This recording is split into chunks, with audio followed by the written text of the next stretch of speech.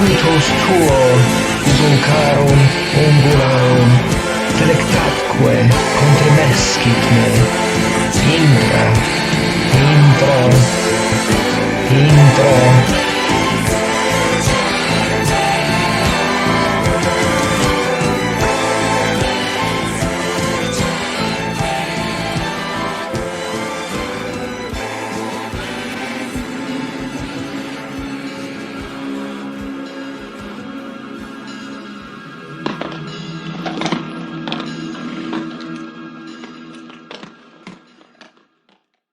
Welcome to Impregnation Station. I'm your captain speaking. I will be cleaning your tubes and drinking your lube. Let's go.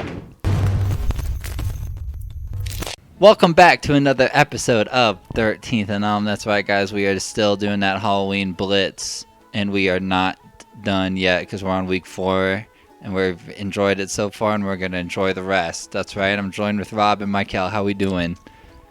Doing well. We're almost there. Yeah, I'm all right, too. Home stretch. We're on the home stretch. This was a pretty good week. It did start with a downer, and it was my pick, Based on a true story. Based on a true story. Yeah, based on a true story. I couldn't remember that. Snowtown, 2011. It's the second Australian movie that we watched this year, which is, I mean, how many Australian horror movies, this month, rather, excuse me. How many Australian horror movies do you really get to? They're a country that's had a rise in the horror movies that they've been putting out. But the second good one, not to jump in and cut you off, but I like this pick. Good, it's a good pick. Yeah, the second Australian movie, second good Australian movie as well. Yeah. Definitely a downer, though. This movie is about John Bunting, who is Australia's most prolific serial killer, 12 victims, 1992 to 1999. Ish, yeah. I believe he was active, him and Robert Wagner, James Velasquez, and the help of someone else in South Australia, they murdered 12 men, and he was a terrible person, and this is a great movie that really captures the essence of John Bunting, and that essence is just complete depravity, and he's just such a piece of shit. And yeah, he is. He's also very charismatic. I mean, at least the depiction in the film, you know.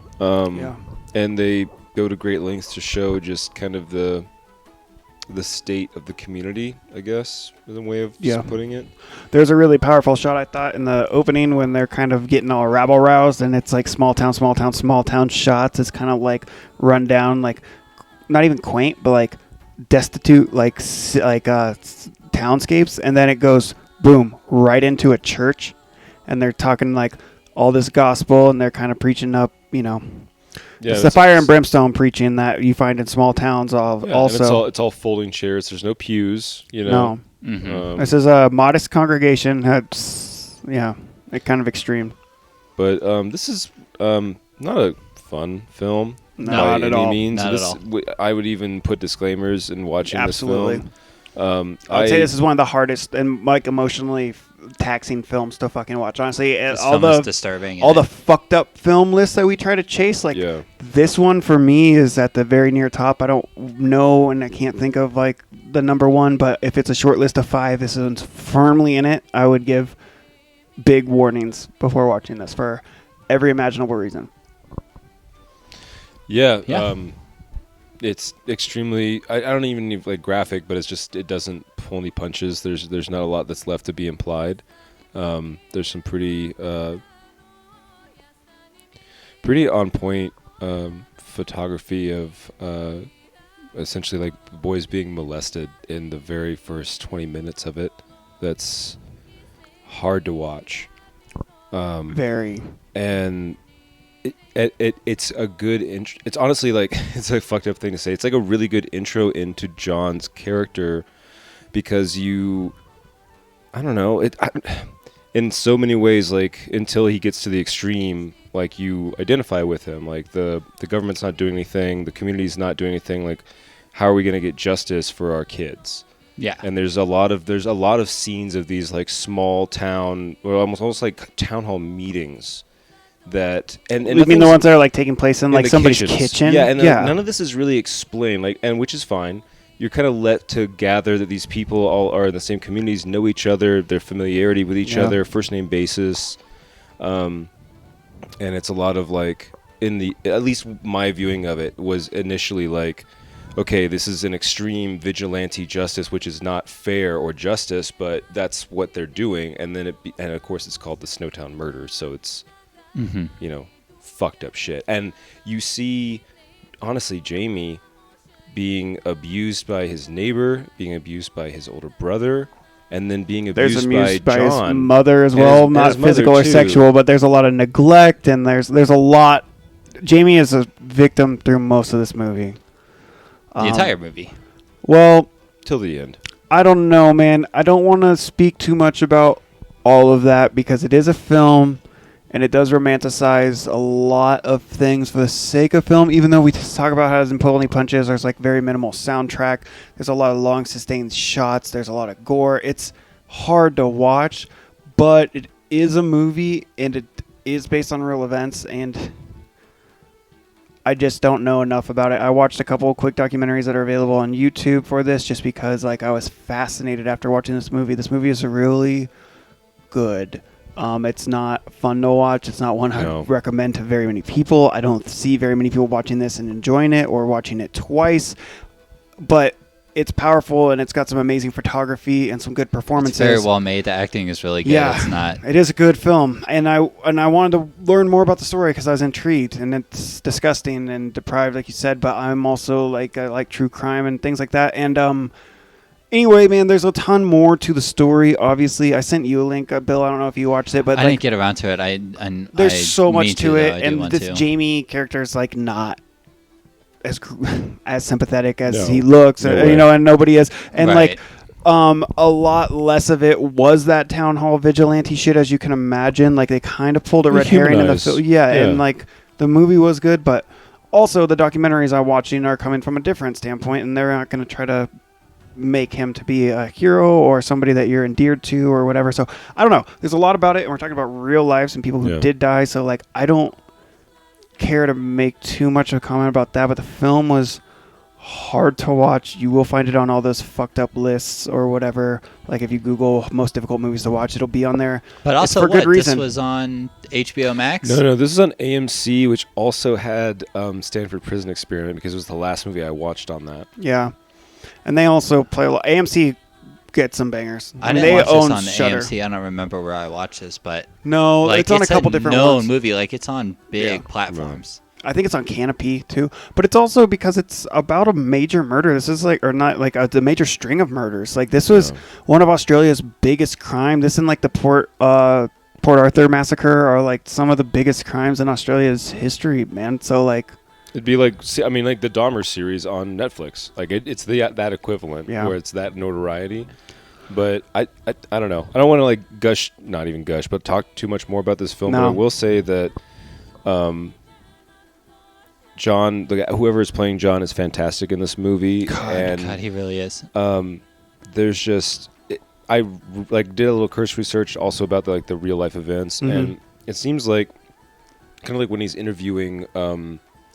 I can't remember her name, the transgender Barry, yeah, at the time, but interviewing and really he did kind of pick his victims off of rumors, and it was people that he saw as weak, as people that were drug addicts, that were homosexuals, that were pedophiles. Well, they're all pedophiles. Were suspected of it. No, but like for him, you know what I mean. Not saying that, but all that shit is like the thing. Yes, it's the same thing. And a lot of the homosexuality thing was like a lot of like fire brimstone, like God shit. It was, and just the way they depicted it was also like there's like some psychosexual stuff going on with him and Jamie, and also his other like whatever. Like enforcer. Sure. There's a lot of like good boy talk. Yeah. And other stuff. So I mean, he was like all serial killers, most serial killers. He is a coward. He infiltrates in a way like this family that's in poverty, and he recognizes who is the weakest, and he manipulates to get what he wants, and he chooses victims that he perceives as weak. Nobody picks fights they're gonna lose, man. And like you said, in his mind, the weak people are gay or drug addicts or just homeless losers, or homeless. There's a lot of like mentally handicapped and illiterate, but I mean it's the same. It's just like you said, Dahmer, or it's whatever. But also like people don't. That sounds extreme. What I mean to say is, the authorities tend to like care less. It seems like, and especially in like these rural communities where it happens, it's almost like, well, nobody's gonna come looking for him. Yep, you know what I mean. That's literally what they said when he's talking about the guy with the snake. Yeah. It's like, oh, who's gonna miss him? I don't know. Yeah. I don't know. If you like really fucked up movies, this is one to check out. It does not come without a full disclaimer from I think all three of us. It's fucking difficult. It's got to have every trigger warning you can imagine, from dead animals, sexual violence, drug use, incest, torture, murder. Yeah, it's a rough one. I gave it an 85 though, because it's a really it's a well-made movie, well acted, and it was powerful to me. I enjoyed it. Well, I don't know if I enjoyed it, but it was powerful. I gave this movie an 88. It's, I mean, like we've already said, it's really hard to watch, and that kind of movie is hard to come from, so I appreciate that. In the acting, there are some fantastic performances, and it's really visceral, and it's real, because it is real. Yeah, like we've said, this movie is fucking brilliant, honestly, but it is not for the average film viewer. Not even many people. Not even for the average horror viewer. So if you're I mean, if you're interested in this movie, research before you press play, because it's not for everybody, but it is incredibly well made, and it will stick with you. Yeah, well acted, well shot. I particularly like the device of the recordings before you know what they are. Yeah, that was really well done. And that was a real fucking thing that he would do. He would force his victims Same with like to say things on recordings, pretty much like "fuck you, mom, I'm moving, don't contact me, you're a bitch, fuck you." But that, and also like the head shaving of both the boys at different times. Yeah. Also, just some of the time jumps where like the head was shaved and then he's grown it out. Like, I don't. A lot of stuff is like not set out right, and it's done well, and it's yeah. So anyway, this is a good film, and I'll give it an 80, and probably don't watch it. Yeah. Speaking of movies you don't need to watch, Rob, go ahead. Which one is this? You know which one it is. Which one? It's Carmilla your movie. pick. Oh. He said, speaking of movies you don't want to watch. The Carmilla movie. Okay, I will issue a disclaimer right now. Elmers, I'm sorry. I didn't know what this film was. When I picked it, I thought it was a film about the novel Carmilla, which it is in a roundabout way. More of what this film is a film to sum up a web series that none of us had ever heard of or watched. And it's a web series that is mostly for, realistically, like lesbians. Queer folks, but more specifically lesbians. Lesbian, yeah. And that we're not lesbians, and so we can enjoy and consume this media, but I don't think we really did enjoy it, and we didn't have the context of the 4 seasons of web. It wasn't for us in any way. I mean, there's a lot of background characters that aren't explained because you should already know them. There's a lot of callbacks to stuff that happens in stuff we never watched. It seems like it was made for the fans. Like the fans raised a lot of money, and then it's like, oh shit, you remember that characters from season 2, and it's like season 2 of what? Like and then it's we even said, because we watched this together, we even said that it was like, I feel like I missed a movie. Yeah, or like what's going on? Like, and it has this weird like Disney Channel or like CW, like Sabrina. What did you call it? Veronica Mars plus what? Yeah, like Lizzie McGuire. Like it has like those weird like high school drama. It's like a show that comes on in the middle of the week, in the middle of the day during the summer. That's like when new episodes air at like 2 p.m. on a Wednesday.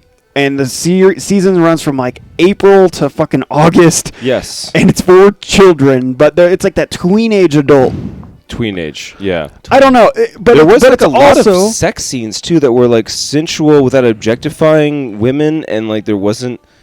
I don't know. There were. I was gonna say it like also intimate in a way, but there was like a lot of them. There's like 2 or 3 of them. I feel like, or maybe more. That, like fantasy Disney Channel high school wash. You know what I mean? It has like a certain character. Just the lighting of it, and but like also it's like a Lifetime movie. Is but what like I thought. it's like a which fantasy. is like the same shit. It's like a fantasy setting that isn't really real. So you get that like Disney era, but you also get the like gay equivalent of that. What was that other movie that wasn't great? That had I don't know, but you just cut me off when I said some wild ass shit, and I want to clear that up. Like I didn't. I didn't hear it go. I know what you're saying, and I'm gonna expound on that, which is that. This film it's like a lot of rom-coms where it's set in an alternate reality that's close enough that most people just roll with it because it's like 90 minutes or 88 minutes or whatever. But all the main characters are queer, and like there's just things about it that like aren't really real but are for the sake of the story. And it's like a safe. I understand why it exists, and what I'm trying to say is like it exists fucking for people.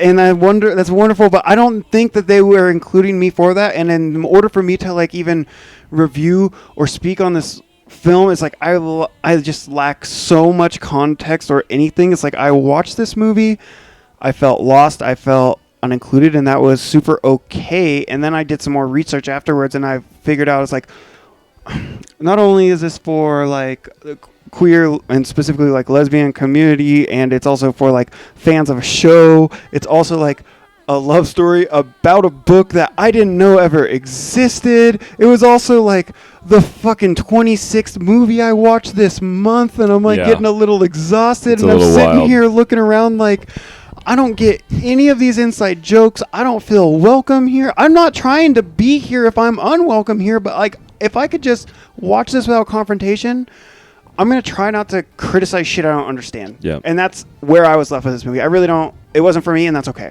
To be fair, the book is about a lesbian vampire, like Carmilla, like the original like Victorian novel. But I'm not saying that that's what. No. I'm just saying. Right. Like I'm just saying. Like so that's the tie-in. But the movie, in so many words, is about like they finally get together at the end, and she's been cured of her vampirism and isn't immortal anymore, and they have like a apartment together. It's like honestly not a vampire movie because that shit all happened in the series before. And so like they're all living together, everything's happy, and then what happens? There's like some ghosts involved, and it's the ghosts of the fucking Bronte sisters. It's like Charlotte and Emily Bronte are like haunting this mansion. Yes. Like what I'm saying is like this movie was so clearly for a certain someone, and it wasn't for me. And we weren't the fans. I've never read Emily Bronte. Fuck me for not. I'll change that this year, Elmers. I'll read some Bronte over fucking. I'll read Wuthering Heights. I don't know. I'll be a better person. So if you've seen this series, Carmilla, and you didn't know about the movie, watch it. I bet it is a chore, but I fucking feel like what am I supposed to do? What am I supposed to do? Give this movie a 20? Fuck that. You know what? Tell you what, Elmers. If for some reason you're wondering why we reviewed this movie, we don't really know. Rob gave you the best answer. And for anybody who like stumbled on like our Instagram or something and thought it was like we were going to give proper shrift to the Carmilla movie, you're like, oh my God, finally a podcast that gives fucking attention to the Carmilla movie. We're really sorry that we were unable to do that. We didn't know what this was. We're sorry. Yeah, we're 3 mostly white, mostly straight guys. I didn't know. Mostly white and mostly straight, yeah, I guess. I didn't know what this was. I didn't know what the other Carmilla shit was or the book or anything. This movie was fucking horrible. It has nothing to do with the subject matter. It was horribly shot, acted, directed, everything. It was not good. It was like, and like I said this to Rob, it was like, it feels like nobody's ever acted in a movie before. No. And they hadn't. You know, it's like another layer of like me criticizing something that it wasn't even what it was. It's like, I don't know, man. Fuck it. It wasn't fun. I'm never going to watch it again. What'd you rate it? 50. Flat, even no fucking opinion. I'll never think about it again. I'll give it a fucking 30. Yeah, I'm going to say this is if you're a fan, then your scores will balance out mine. I'm going to give this 45. Sure. Yeah. Yeah. We missed the mark on this one. Yeah, I'm sorry, Elmers. I really dropped the ball on that. There was other Carmilla movies that were like old Hammer films and 70s stuff that were not streaming. and I just was panicking. We just didn't know what this one was, or you didn't. I didn't. Whatever. You guys didn't. You guys didn't either. Yeah. Until I picked it. You don't apologize. Did you make it? I did not, but I still feel like This is the power picking. Here's the thing. I picked some shitty movies. I know, but like, and I don't know them. I don't know anything about them. But we watched them, and we get to talk about them together. But I did a bit, and I wanted them to all fit in the categories. This one did. It was based on a book. Vampire movie. I mean, she bites. She drinks blood. It was based on a book, and it's more of a vampire movie than Hotel Transylvania. I guess that wasn't your pick, but nor was it the vampire pick. No. But you know what I mean? Yeah. Yeah. But what was after that? After that, well, what did you gave it 45? Okay, so then that takes us to my Force Watch, is what we're calling the movie that I've seen that the other two haven't, that I picked so that they would have to. And this was 1962's Whatever Happened to Baby Jane. A lot of that audio is coming through on the headset, guys. Anyway, so this is Whatever Happened to writing a letter. Sorry. No, go ahead. Don't interrupt and then stop. Like, carry it out. Sing the second tune. Sing the tune. Letter to Daddy. The address is heaven above. What'd you put on it instead of stamps? Kisses. I put on it. So I put kisses. Damn, you know the words, fool. Like, I know like part of the bits, but you know the words. Anyway, yeah, this one is one that I saw probably in sophomore, junior year of high school. My aunt showed it to me. I remember liking it, but also realizing that I probably didn't get it and thinking that I liked it enough to pretend that I liked it for clout, probably. And so I wanted to revisit it. And, fuck, I'm glad I did. This was good. I don't know how everybody else felt about it. It can be slow. It's a little north of 2 hours. It's drama. I know some of us gorehounds, we want a little blood in our horror. This one, you're not going to get much blood. Some murders, some dead animals, some really fucking like some horrible depictions of like psychological abuse. But also, I think that this movie is way ahead of its time in depicting the manifestation of childhood traumas and abuse, and also having the lead be two females. For 90% of the movie, they're the only characters in it. And these are two former and they're film stars from the golden age. We're talking about Bette Davis. And I don't know if you guys know, Joan Crawford is Cindy Crawford's mom, the model. And anyway, they were huge actresses in the 30s and 40s, and they were real-life rivals. This was kind of a crazy thing that they were able to pull off in 1962 to have them on set filming a movie together. They really didn't like each other. They feuded over drink and roles and men, and they were in the tabloids. And this is early days celebrity drama shit. This is if they had a TMZ back in the day. If you had a movie this year that came out with Johnny Depp and Amber Heard in it, but it was being filmed during the fucking divorce. That might be overstating because obviously they weren't married, but this was cool and there was tension, and then to see it play out on screen was even more fun for the people who were a fan of because the context, the era. Yeah. But without all of that, the film still holds up. There's a really brilliant performance from Bette Davis at the center of this, I think. And it borderlines on comical at points, and then you realize that, she's a lunatic. And, it just works. She's really good at it. I think this was the 6th time she was nominated for Best Actress, and it was her 10th overall Oscar nomination. Her last Oscar nomination. She was the first thespian to receive 10 Academy Award nominations. Bad bitch. An all-timer. What do you think? I like this movie. This held up, I think, pretty well given its age and its length, honestly. Which, but me too. But like you said, like some of it borders on comedy, and I feel this when I watch older films, especially stuff that doesn't be in black and white. There's a level of melodrama to it, I guess. It's just that was the style of the time. Yeah, it's coming off of the days of theater. Everybody's learned how to act from a different medium almost. And it's just it's a theatrical, maybe is the more appropriate term. But again, I recognize that too as wow, this doesn't feel like a film from 61. Right.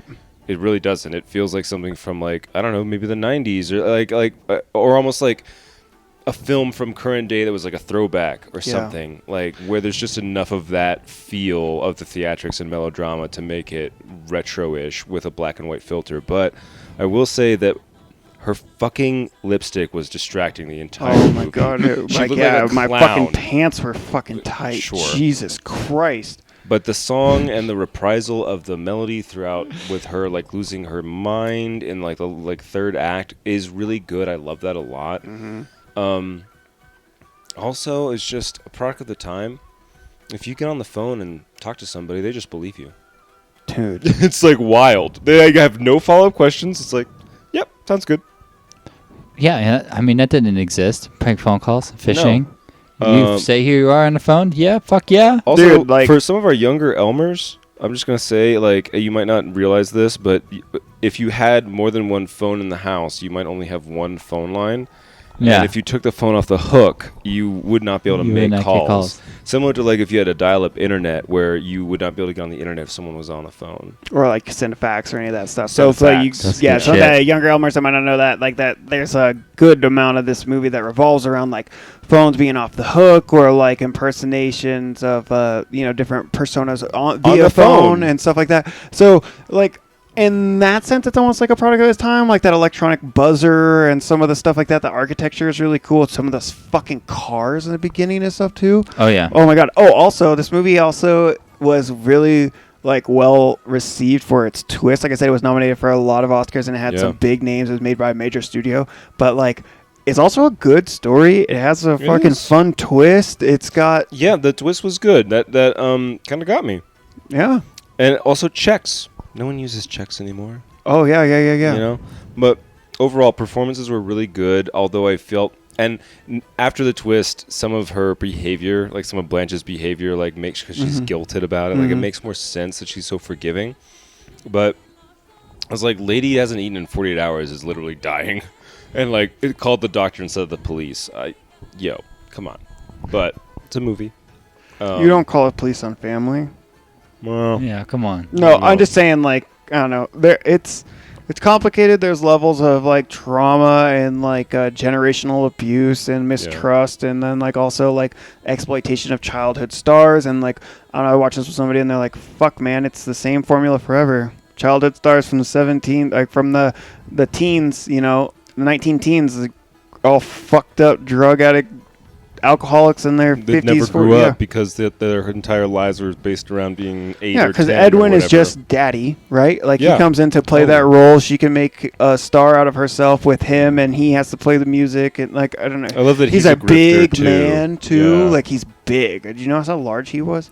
Yes. And obviously, big boy. Yeah, I don't know. And he's like kind of dumb and boy-like. This movie is honestly really fucking deep, and I think it has a lot to say about just like repressed memories, and it's good. I like this movie a lot. I'm glad I revisited it. I plopped down on the couch and I was like, here we go. Michael's Force Watch 1962 2+ hours black and white. Like, let's just get this done. And at the end I'm like, yeah, let's fucking go. This movie's tight. Really? This is tight. It's good. She's just laying dead on the fucking beach and fucking she's dancing around singing Baby Jane. I really like this movie, if you couldn't tell by me remembering most of the song. And I honestly, that opening scene of her like in the 20s, like her doing that performance on 1917? stage. Mm-hmm. Yeah. I was already like, fuck. I was like, this might be tight.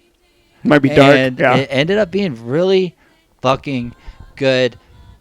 And like you guys already said, the performances are really good. Like the whole like fucking just gaslighting and just being such a piece of shit to this person in a wheelchair. You're keeping her as a prisoner. She's in a wheelchair on the top floor. She's a prisoner.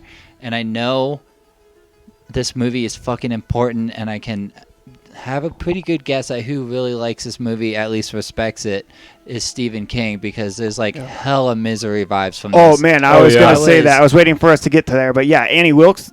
Yeah, 100%. I was waiting. I was like, man, this already has Misery vibes early. I was like, I'm guarantee at some point she's going to be out of the wheelchair, crawling to something, crawling to that phone. And like those shots, it kept that shot from the top of the stairs that it kept going real slow into the phone, and even Jane's like her cadence and her demeanor and like the way in the house.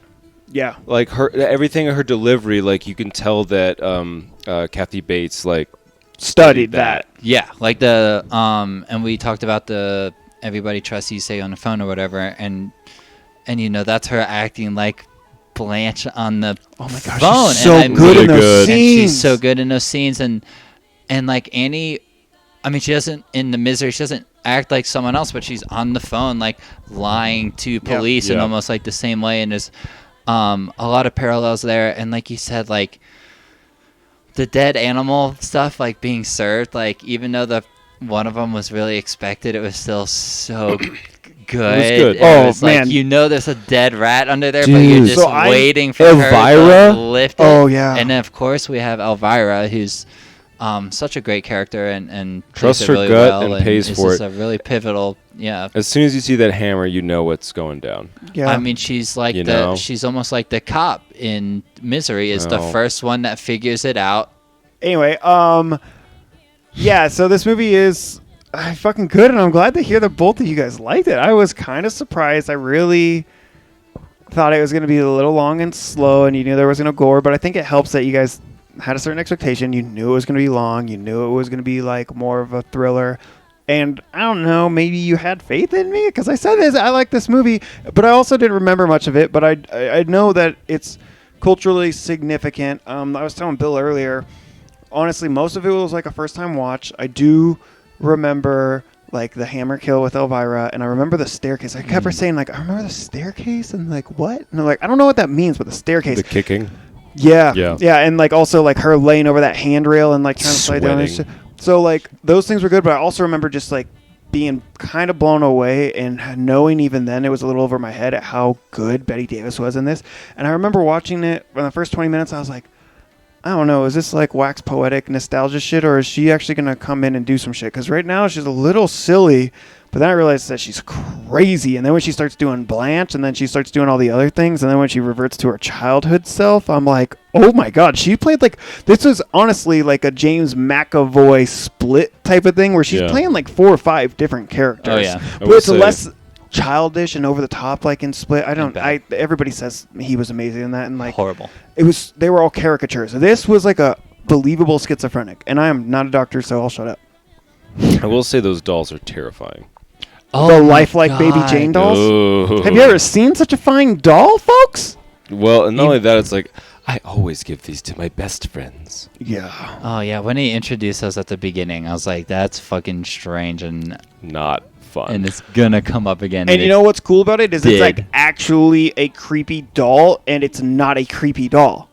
That's what's fucking gross about it. Yeah. And it's like the size of her when she's a child. It's like that's a life why it's size creepy. For $3.25. But it's not like Annabelle or Brom or some weird spaced out thing. It's like, why does this exist? Why do you guys want to buy this action figure, life-size action figure? She does like an 8-minute set, maybe. I mean, we see like a little snippets, but it's like, what? Because like it's a variety show. They have her, and then they have someone else on, and they're selling dolls of her. So like, Baby Jane Hudson. But I think you mentioned this. You didn't buy this house. Baby Jane Hudson bought this house. Daddy bought it for me. What's Big Boy's name? By the way? Oh my God, he was so good. His relationship fake with English his mother, Delia. Oh my God, my mother, dude. Delia. He was great. He was honestly so much fun. He was kind of like a bright light in like this really dark story to me. He's like a rogue. Yeah, you know? He's like a musician. He's a bard. Such like a goofy demeanor, and like, I mean, God, this is how he wears his pants. The fucking like when him and his mom are arguing about how Jane Hudson ran over her sister and crippled her, and then she ran away and was found 3 days later in a hotel with a man she'd never met before. And he goes, "Well, isn't that how I was conceived?" And like storms out the door. Like there was some legit like, oh shit moments for me in this movie. And also I kind of watched this movie in pieces. I was just bad about getting this done, and still really enjoyed this film. And it's a hard month to fucking stay on top of it, man. Because you're on a schedule and you just get so I mean, we've watched 20 plus fucking movies already, plus everything else, and I can't hold it against you, but I'm glad that you were able to still enjoy it. What would you rate this film?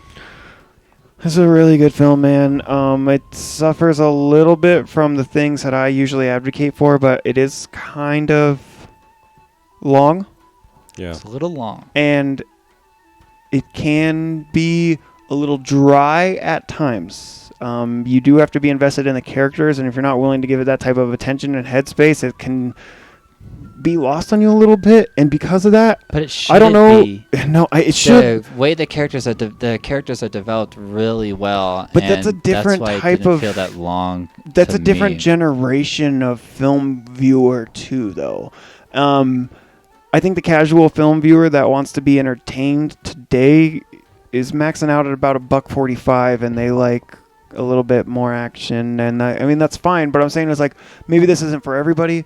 If you are willing to sit down and invest some time with characters, this one has a lot of fat to chew, and I do think it has rewatchability. And you talked about the animals. I had seen this, and one of the things I did remember, but I didn't remember until I saw it, was when she goes, "I'm going to clean that cage." I was like, oh, fuck. And then she goes down, and I remember, like, I think she serves with the birds. And then, but like, before she serves with the bird, she's in the kitchen, and she lifts up the tray on the platter, and she puts it back down, and she smiles and turns around and goes upstairs. And I was like, yes, she does. And then one of my favorite things about that is the next day she goes upstairs, and she says to Blanche something, and Blanche is like, I'm just so hungry. You forgot to feed me my breakfast. And she's like, I didn't forget to feed you your breakfast. You didn't get your breakfast because you didn't eat your dinner. You didn't finish your din-din. Yeah, your din-din. Yeah. Oh, I loved how she called it din-din because my mom did that, like, for real. Same.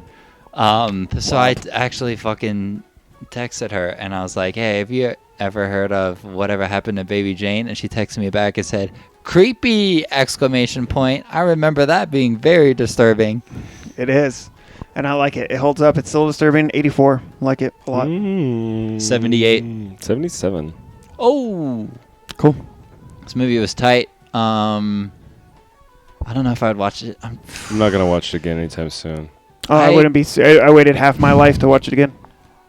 I would, but I'm trying to imagine that situation, and it doesn't matter. We don't need to talk about it because that has nothing to do with the next movie, which was my pick.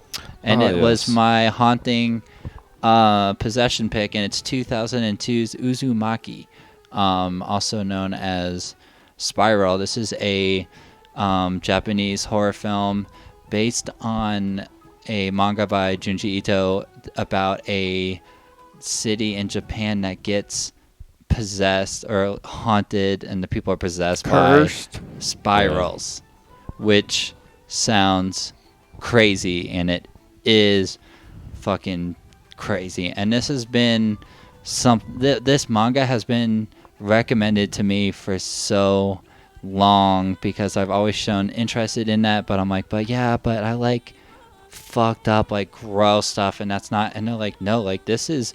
And I knew it was so mainstream, and I was like, no, it's not gonna be gross. Like, everybody knows this. It's not gonna be gross. It's not gonna be fucked up.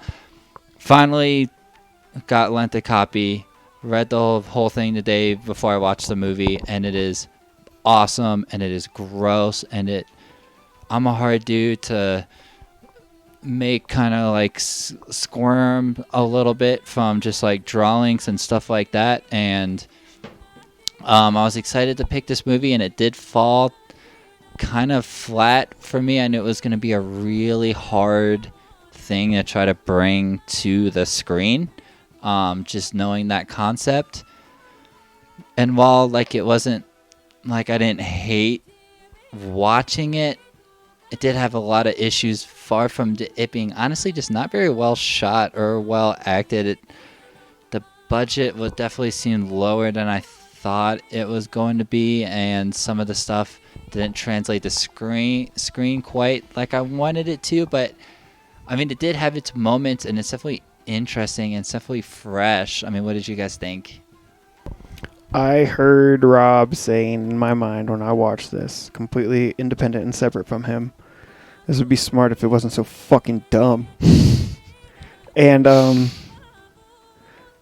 I could see how this could be enjoyable if it was completely different. God, it sounds so shitty. But like if the medium was changed, like I don't know, like, and knowing that it does have a different medium, and that I know somebody directly who's read it and is like, I watched and read in close proximity, and it's a really hard thing to do. Is like, I know it's better than what I watched, and what I watched wasn't that interesting, although it was intermittently fascinating to see these like vignettes of like each individual curse play out. Mm-hmm. They seem to be mismatched and just thrown together with no harmony. They were also not super well acted always, nor was the effects particularly sharp, nor did they hold up well.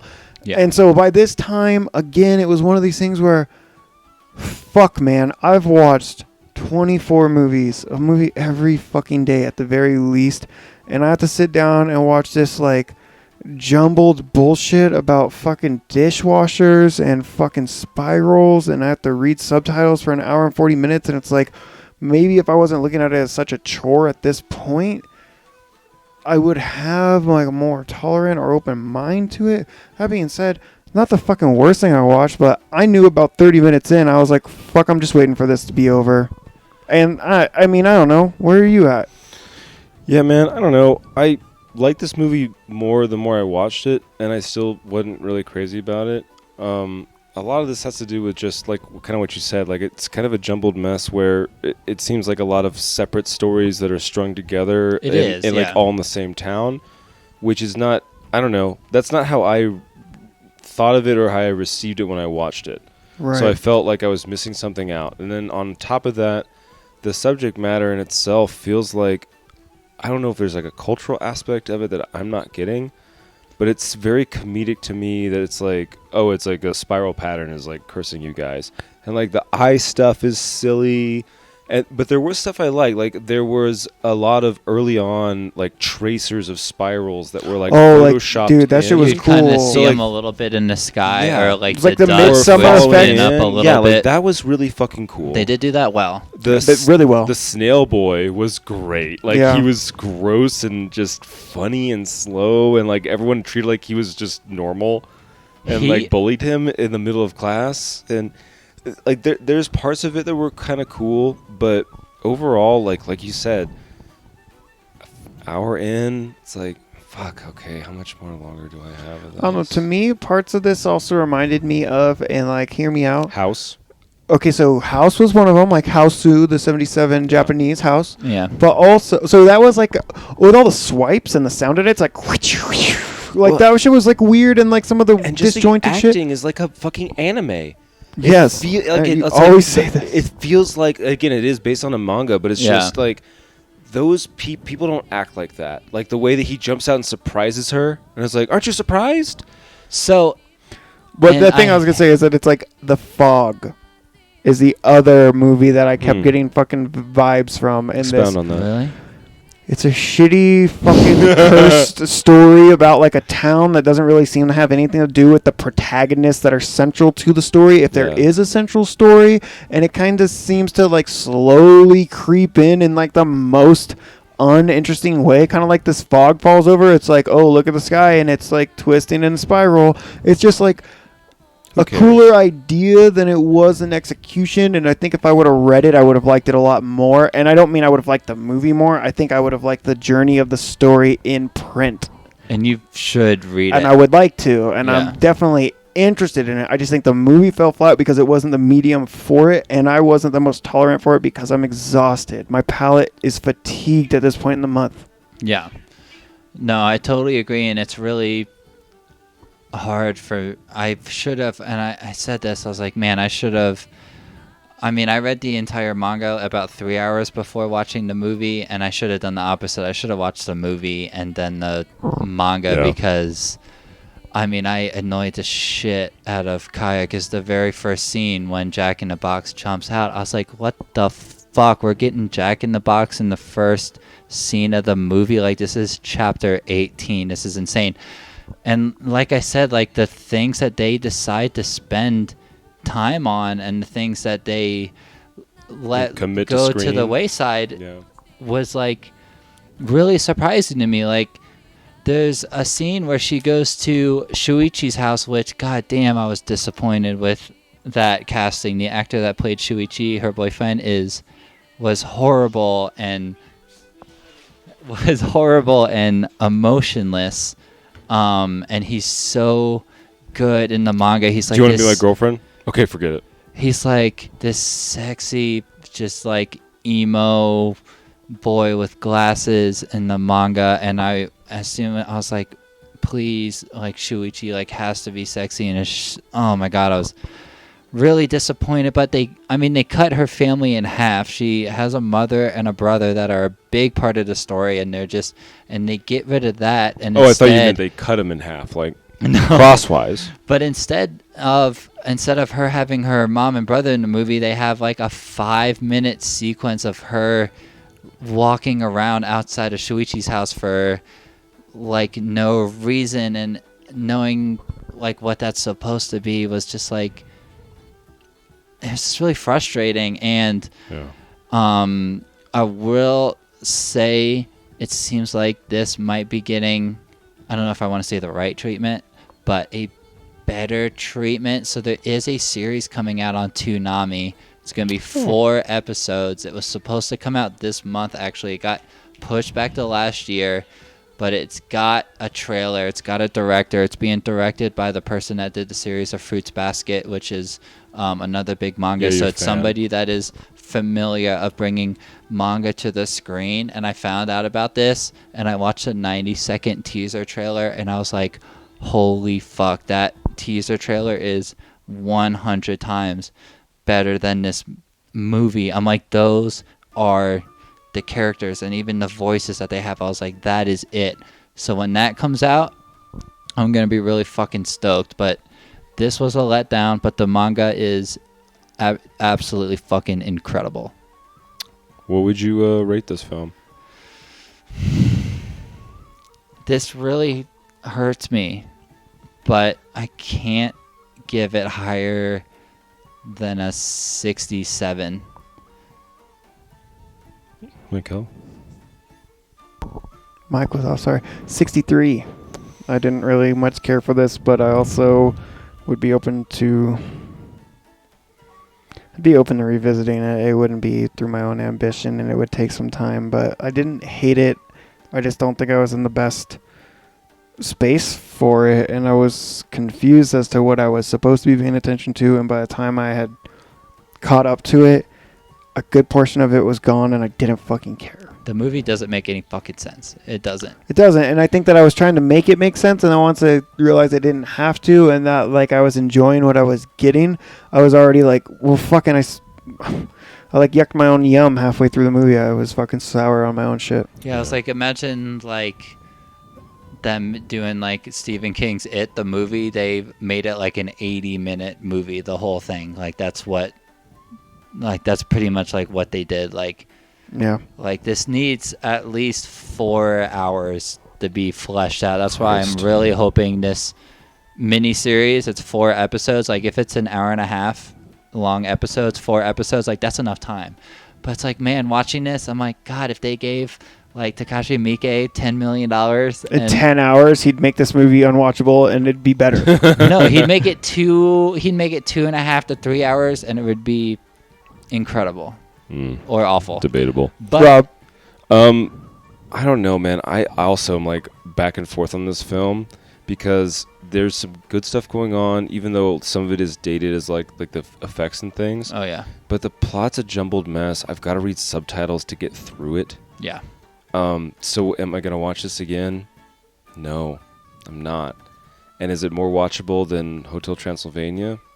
No, it's not. So I'm gonna have to give this like 48.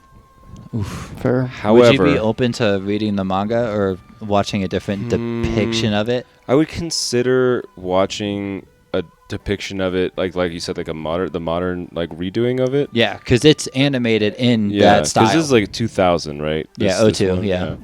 I would consider it, but it's not again, high it's on just the like list. the entire central theme, as it was presented to me initially, is silly. Yeah. Oh, absolutely. And so like getting into like I'm gonna invest another 4 hours into this theme is like, I don't know.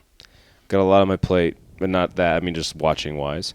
However, this is a perfect time to take a small break and give you guys your Halloween present. Oreos? No, not Oreos. Oh, fuck. Clown pewter? No, well, we're in Sofia, Bulgaria. I don't know if we mentioned that.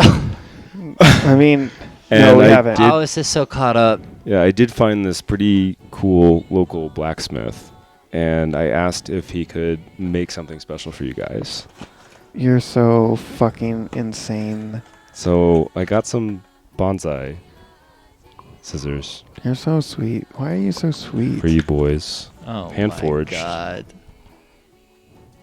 And they sent me an extra pair. I get two? Well, one of them's for Kaya. These are beautiful. Wow. So I hope you use Thank them. you, Rob. I'm going to use them every season. Yep. Hold on, let me make Thanks so sure much. they work. Get the snip, because it's about the sound. Yeah. Thank you, Rob. You're so sweet. Fuck. God damn it. God damn it. I wasn't prepared to cry. What's the next movie? Not like last. Only Love Is Left Alive. Fuck, man. I Why cried you do it like that? so hard. Just kidding. I cried so much during that film. It's a really good film. Oh my god, that movie's so good. I'm gonna cry right now. You fucking asshole! I'm not even joking. That movie makes me weep like Dancing in the Dark. It's the only other movie that's made me cry like that. Really? I love you, boys. Jesus. Happy Halloween. That movie's so good. Maybe My Girl. That shit fucked me up when I was like 13. Remember My Girl? You ever seen My Girl? No. Dude, you're fucking up. You No, gotta watch sorry. that. You'll cry hard. Cry hard. That's not saying much. No, I know. I'm telling you, this one's a good one. All right, what's the next movie? Oh, God. Rob. What is it? Is it Batman versus Dracula? The Batman versus Dracula. Yeah, why don't you talk about these fucking barefoot parkour jokers? Yeah, Yo. watch this. Okay, so You had a rough week. we had a rough week. You. I had a rough week. The Batman vs. Dracula was a 2005, like straight to DVD video release.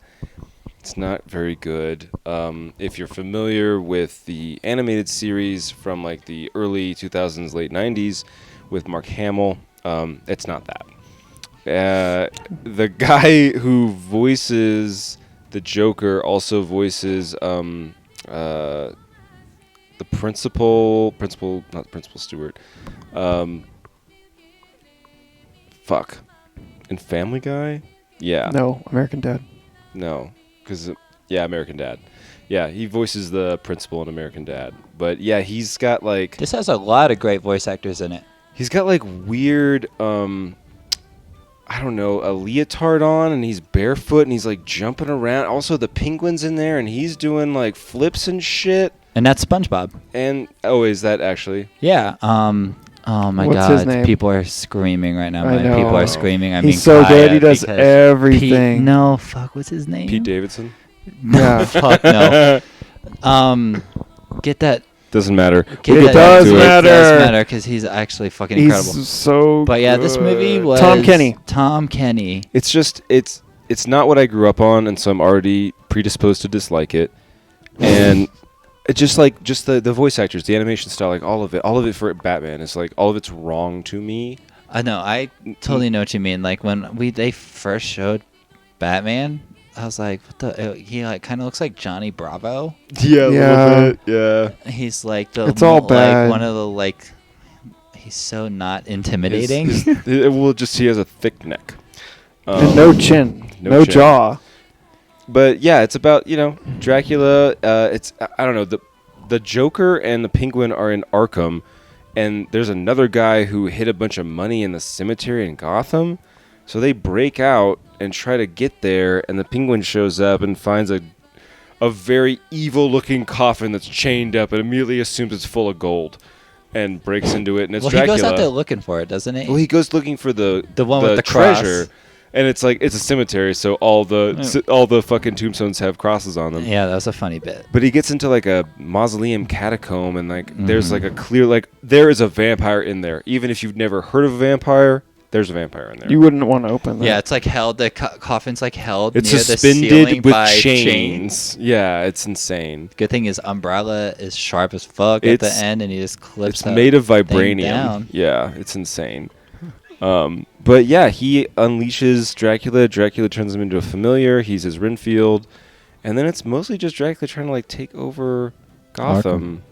Yeah, it's got surprisingly adequate gore, though. I'm not even joking. Like, there's some blood. Like some fucking people get chomped. Like innocent people get killed. Yep. And there's some gunshots that fucking hit villains. There's dead cops. There's dead cops, and then like best part of the movie, the fucking end sequence where Batman fucking pulls like himself up in the throwing like vaccines into people. Nope. Where he shoots up into his ceiling and he moves the shadow and it kills Drac and he like immolates and his fucking skull falls and it's like his guts and blood are falling all over the place. Like that was pretty graphic. It was pretty convenient that Wayne Industries had been developing a way to store sunlight as sunlight.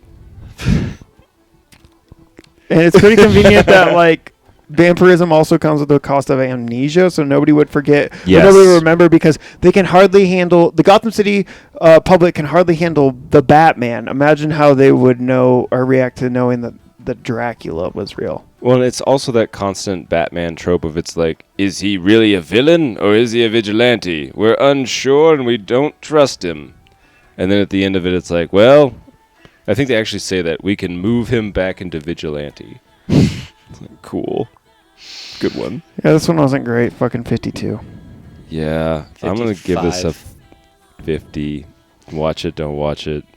Doesn't really matter. If you like Batman, check it out. If you don't really care about Batman, you don't. If you like Batman from this era, some people are fans just to be fans, Batman. You know. Yeah, true. I mean, I consider myself a Batman fan. I like Batman. If I like any of them, I like Batman, and this one I didn't love. Yeah, same. That's what I'm saying. What was next one was my creature from the Black Lagoon, 1954. So this one is the last Universal monster movie. This one is one that's been on my watch list for many, many years. I don't know how This was your first time watching this? Yeah, I don't know how I've never seen it. Oh, I didn't know that. Yeah, I've always loved the design of Gilman. I think he's such a cool character. Also, Julie Adams is an absolute babe. Oh my goodness. Wow, she is pretty. And, yeah, this film was, like, pretty ahead of its time in a weird way because so much of it was shot, like, underwater. But you also have this weird thing where it's the early 50s, and so, like, there's not much else going on. It's just them swimming around underwater. No, like, inner dialogue or monologues. No real, like, creative sound editing and minimal soundtrack. So, like, a lot of this movie is not much happening, and then it's kind of a loose plot about a sea creature being in love with a woman and a lot of slow-moving, webbed-fingered hands. But aside from that, there's some kills. I do like when Gilman's out of water and he's always like gasping. I like that. He's proper creepy. He studied fish, and I would like to think that he was a method actor, and that he was just walking around on set going. Just spritzing himself all the time. Yes. Hanging out in a kiddie pool, lounging. I will say this does have that, like, I mean, it's just been parodied upon. So it's what I think of like generic, scary black and white movie music. Mm-hmm. Like a lot, like, yeah. It kind of sounds like stock Hollywood music from the 50s. Because it is. That's where they pulled it from. Like it wasn't made for that movie. They just reused it. But I don't know, man. Given like the age and everything, like some of the special effects, the suit is okay. You can see, you know, where it's overlaid and so. Like, I mean, like, because of course, but like where he pulls the fossil out, like that was kind of cool. You know, in the early scenes and stuff. I like this movie maybe more than I thought I would, and I'm still not like really that crazy about it. It's not really for me. and like you said, like there's just not a whole lot to it. It was kind of the first time it'd been seen, so it was cool then, but it's like nothing spectacle. New. Yeah. Yeah, and I was talking to Bill about that earlier. I was like, yeah, it's cool, like there's a pretty significant special effect, or like not even like a special effect, but like a practical stunt rather. Obviously whoever played Gilman was a seasoned or experienced diver. There's shots where there's 15, 20-second extended shots of him diving around. He doesn't have any apparatus or snorkel or anything in there. He's holding his breath, and that's 20 seconds of usable film footage. That doesn't count getting in the water, getting set up, and then getting to the fucking air afterwards. Like, and you gotta remember, like, if this movie would have came out in like the 30s or 40s alongside the other Universal movies, it might have had like a more crazy lasting impact. But I think that this movie came out at a time where it was still technically pretty fucking impressive, and it has staying power. Plus, people liked the monster movies that Universal did. Like, I mean, there's been a lot of arguments to suggest that like the Universal monsters saved American cinema. Like, I mean, that might be overstating it, but like, we're talking about coming out of the Depression, and a lot of film studios were struggling, and the Universal came out with Dracula, Invisible Man, Frankenstein, Wolfman, Creature from Black Lagoon, Phantom of the Opera, all these movies that were really successful. I think that you couldn't have made this movie 10 years earlier, but like technically you couldn't have, but I think maybe the audience would have been primed for it, the nation was primed for it, and I think that like that effect of having Gilman down there for 20 seconds on film in that makeup, while it was effective in 1951, remember how we talked about like Nosferatu and some of these movies where it's like you're terrified at the fact that you're seeing a moving picture. Then you see like a monster and it's like it might as well be real. I think by the 50s that veneer had lost a little bit of its effect, so the movie doesn't hold up as well. Plus the suit is a little rigid and you can see some of like the actor beneath like the painted face and stuff. That being said, it's iconic and I appreciate it for what it was. I think I liked it less than I thought I would. But I think I liked this more than I thought it was. I would. I like this movie. Yeah, I'm surprised at that. I thought the creature design was really cool. And, I mean, yeah, you could tell it was a man in a suit. But, I mean, it's 1954 and it's a man in a suit. Like, I didn't expect to not see that. And there's some unintentional humor in this that I think it could have hurt, it could have helped. I think it helped, like when they shine that bright light on him and he's just kind of like clawing at it and like jumping around. He's like doped up. Like, I thought that was funny. The underwater fight near the end was fucking badass, and like that was real people fighting underwater and like getting disgusting like shit rustled up and everything from the silt and stuff, and like real man on fucking fire like type of shit. I feel like you could see this movie's influence in films like Jaws or even like Zombie 2. Yeah, right? Definitely. Zombie 2 I hadn't really thought of. I definitely know what you mean now. And but yeah, definitely Jaws. And honestly, the scene when what is the actress's name? Julie Adams. Yeah. Oh my goodness, yeah, she's a pretty woman. Gorgeous. And that scene when she's swimming on top of the water and he comes out and he goes towards her a little bit and you're like, oh shit, like here it is. But he kind of just mirrors her and kind of swims under her and follows her. And he's like under her and looking up at her, and you can see how much bigger he is than her. And they're so close, but she has no idea her head's above water. It's honestly terrifying. It's terrifying, and honestly, it's a really beautiful scene. Like, I really like that a lot. You know what it made me want to watch? And I know that film definitely took a lot of inspiration from it. And it just when I say the name Guillermo del Toro, you think creature feature, but Shape of Water.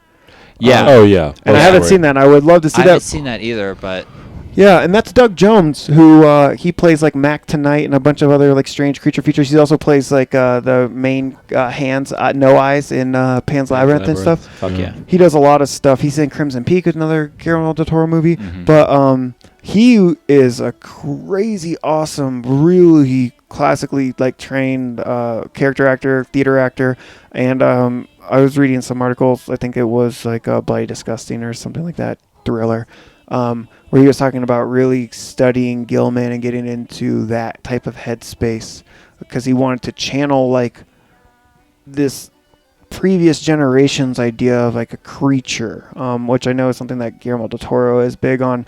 And it's strange that this creature was born in the movie studio. You know, it doesn't come from a source material like Frankenstein or Dracula or Phantom of the Opera or anything like that.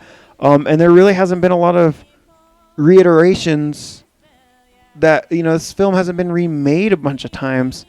It's kind of like this is the only Gilman, and I don't know if it still holds true because it's been a while since I was growing up.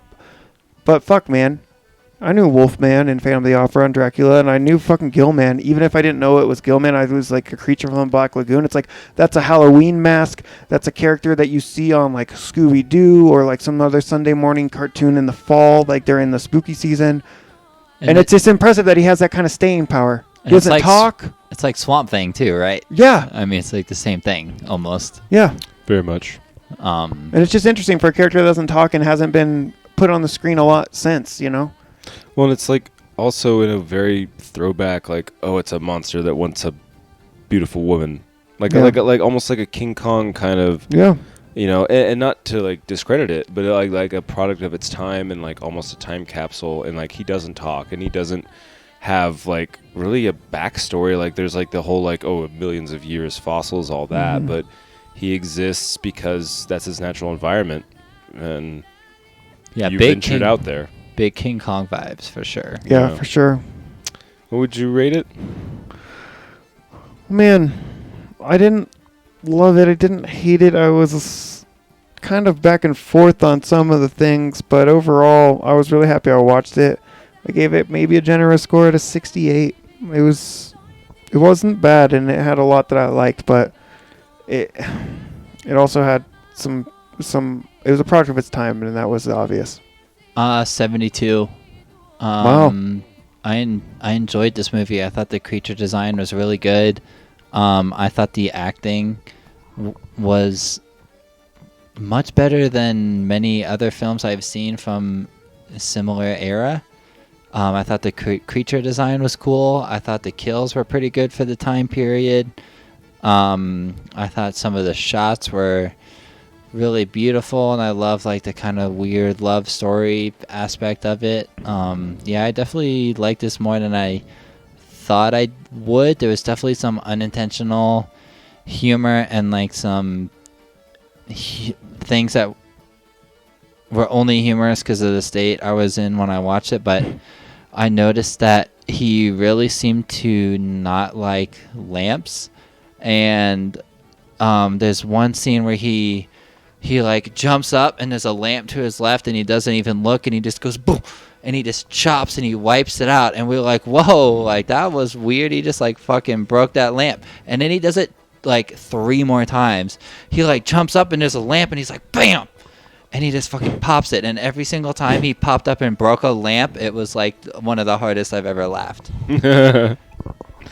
That's pretty funny. But I like this movie, so thank you for picking it. Oh, yeah. I'm once again glad you picked a movie that I probably would never have watched on my own or wouldn't have finished realistically.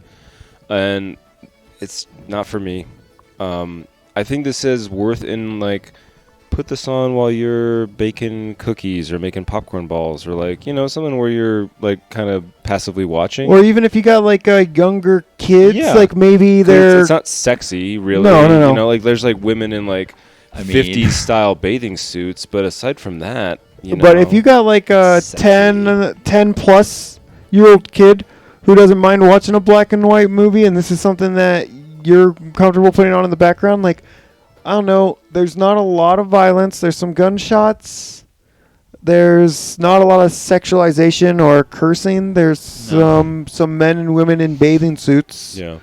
But I don't know, there's a lot of like, and it sounds silly because it's all bullshit, but I mean, there is like a lot of like science and biology and marine like type of talk. There's literally like God created the heaven and the earth, and then 5 or 3 billion years later, like it goes into like evolution and stuff. It's really funny. It's like a funny, like just like a 50s-esque, like I don't know, educational video. It's just wild. So like there's some worth in like the time capsule aspect of it. So I wouldn't say I would never ever ever watch this again. So I'll give it probably when did it come out? 53? 54. 54. Okay, 54 it is. Okay. Fair enough. Fair enough. It does make me kind of want to watch like Bela Lugosi's Dracula and maybe because like you always talk about them and like if you're not hot on this and I feel like it's decent and you're hot on the other ones, like maybe I'd watch those. Just not now. Oh fuck! I think I just figured out what movie we're watching with Andrew, and it's not gonna be one that you guys want me to see. Oh! Can we pick a good one though? It's a great one. It's one of the all-time fucking best. It's one of my Can we pick a favorites. fun one then? The Phantom of the Opera. I think I guess get 2 vetoes. No. I fucking love Lon Chaney, and so do you. Shut up. The last movie we watched this week was My Creature Feature, which was 1988's Uninvited. And this movie is fucking nuts. I caught it. Shout out to Shudder, awesome horror streaming service. Get it if you don't got it. They do live, just like a channel that just plays fucking movies live. And I caught like 30 minutes of this, and it was just a crazy cat killing people on a boat. And I was like, I need to figure out this whole thing because it looks insane and fun, and it is insane and fun. And basically it's about this like bad boy gangster that like swindles or does something sketchy and gets $3 million. Oh shit, we got the cat on scene. Did you enjoy working on the film? What was your favorite part? What was it like working with Clue Gallagher? I hear that. That's actually why we flew out to Bulgaria this week, is so that we could be on set with Screecher. What's Screech? The creature from Uninvited. Uninvited. She's retired. She's been living the last several decades several years in Bulgaria off of the fortune that she amassed in her 80s exploitation film days. Yeah, I wouldn't really call it living. She has contracted vampirism and is undead. She's got... What? How many lives left? I don't know. A couple. How many more? She used them all up. Oh, that's right. 4. Whoa, excuse us. Yeah. But yeah, thank you for welcoming us into your castle, Screecher. Yeah, thank you. Anyway, this movie is about like a rich like piece of shit guy. You don't really know if he's like a drug dealer or what, but he's sketchy, and he did some deal where he pretty much stole like $3 million, and his plan is to leave on his yacht and go to the Cayman Islands and do stuff with money. I don't know, it doesn't matter, but he meets these 2 very attractive women that he invites on the yacht, and they're worried about it, and they invite these guys, and they find a cat that escaped from a laboratory, and they bring the cat, and the cat is parasitic disease, poisonous. mutated, radiated, the cat poisonous. The cat pretty much has parasitic a monkey that lives inside of it and comes out of its mouth and kills people and then goes back in its mouth, pretty much. Yep. That sounds crazy, that's about but right. that's he's got about right. It's like a golden marmoset. I mean, this movie is insane. It's campy. The acting is bad, but the practical effects are decent. Yeah, they are solid. There's some fun kills. The budget's obvious fucking low. Like, it's pretty fucking offensive. Like, the main character is a piece of shit, misogyny, chauvinistic to an extreme. Yeah, when it's like, we get the guy as a piece of shit. Like, we don't need a reminder every time he opens his fucking mouth. Yeah, it's honestly off-putting to like not even a comic or like even like you're rooting for him to die away. It's kind of like, who the fuck wrote this movie? It just doesn't feel natural. It feels strange. It's weird. It feels like the writer had a problem with women and put that into the film. Yeah. Yes. It doesn't even feel like it's like the characters are not in way. Like the classical subverted like male gaze way. This is like a like holy shit, this guy's angry at women. Like, goddamn dumb broad. All the time. At least you're being consistent. Consistently a stupid bitch. Like, holy fuck. Who wrote this? I don't fucking know, but it was fucking fun. It's decent though, right? It's fun. It could be worse. It's fucking fun. I mean, you don't care about the fucking characters. I don't know their names. The only character you care about is the cat who doesn't have a name. He's good. He's pretty good. That little cute. Good, cute. Orange fluff. Fluffy guy running around. Was it fun, Screecher? Okay. It says 3 out of 5. 3 out of 5. Gosh, I want my fucking... Who's paying for that plane ticket? Like, we didn't fly out here all the way to get these shit answers. Oh, I mean, yeah, we flew out here. Yeah, Screech was not ready for this interview. Kinda unprofessional. Hey, at least we got the bullshit. fucking original Bulgarian Miak at the apartment. So it's an Airbnb. What is it? A fucking hostel? What do they call it here in Bulgaria? It's hostile. It's a Hostel? Yeah. Also, like, Eli Roth is here. I'm not big on like the actual church service, but I do want to go to like the Orthodox Church. It's pretty cool. Yeah. It's like a Neo-Byzantine Yeah. style. It's really gorgeous. Yeah, I could understand that. A lot of domes and columns, you know. I was hoping to get some dome, but I think I'm a little too old to get head at church. Yeah. Don't worry, we can go back to the hotel. Okay, let's talk about sex, baby. Let's talk about... You and me. What are we doing next week? Well, we're rating Are we this done movie with first. Uninvited already? Yep. What do you rate it? I mean, that's fine. It was definitely not a plot-heavy film. A plot film. It wasn't a plot film. But I didn't pick the worst movie this week. You did not. You did, motherfucker. I did. But yeah, let's rate this thing, and we'll announce what we're doing next week. 62. 62. I'll give this a 69. 69. That's what I give it. Feeling fine. This Bingo, movie bango. is fun. Don't watch it on your own by yourself thinking that it's Sober. going to be a really good horror movie. But it's fun, and if you like 80s campy bullshit with practical effects and some like And decent cats. gore, and if you like cats, like honestly, Yeah, I say that you I've could watch watched this half alone. of this by myself, and I It's thought it not was really bad. fun, which is why I picked it. So we got 5 movies left heading into our final week of the 2022 Halloween Blitz. The movies are as follows. Rob, I believe you had the 1983 pick, vampire pick. What's that one? My vampire pick. Finally, his Hunger. vampire pick. Yeah, finally. David Bowie and Susan Sarandon. So then we move on to 1980s pick. That's my ghost or haunting film. This one is one I can't wait for you guys to watch. It was originally my first watch, but I switched it up to make something else fit. It still works. It's The Changeling, 1980, George C. Scott. Wonderful film. You're going to like this one, I think. I'm excited to watch this. I almost watched it a while ago, and I told my Cal, and he said, don't watch that. And I said, okay. And it's because of this. Fair. So I'm excited to watch this. I obviously want to. Saturday is Visitor Q. Visitor Q, which is my force watch. This is Takashi Miike just kind of going fucking nuts, doing whatever he wants to do. And trigger warning for this one too. This is a very disturbing Incestuous. film. It's kind of like, if I had to try to explain it, it's kind of like in Japanese Pink Flamingos, or like in a similar vein of John Waters' filth films, which I'm a huge fan of.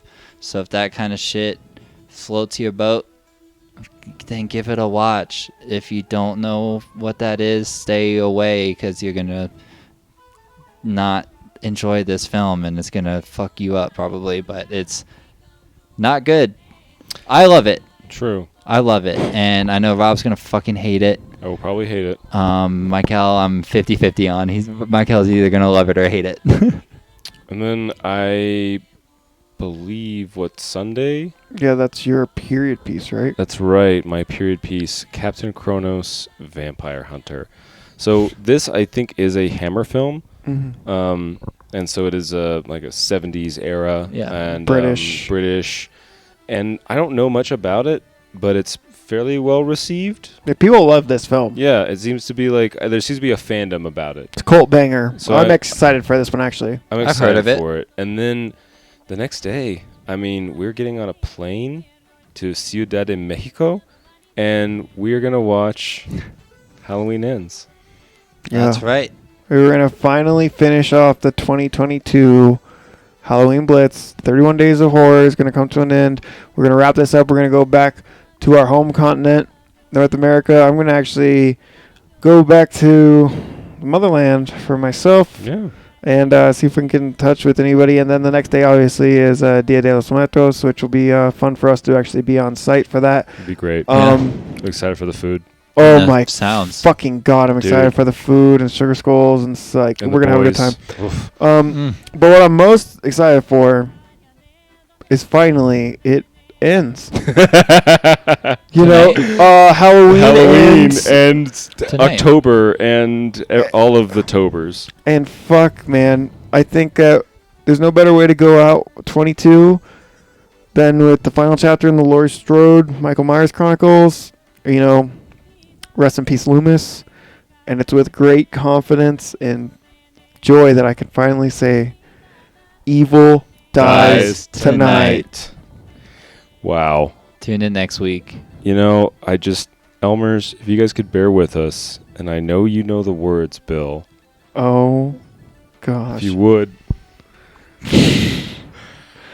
I've written a letter to Daddy. His address is heaven above. I've written, dear Daddy, we miss you and wish you were with us to love. Thank you. Thank you.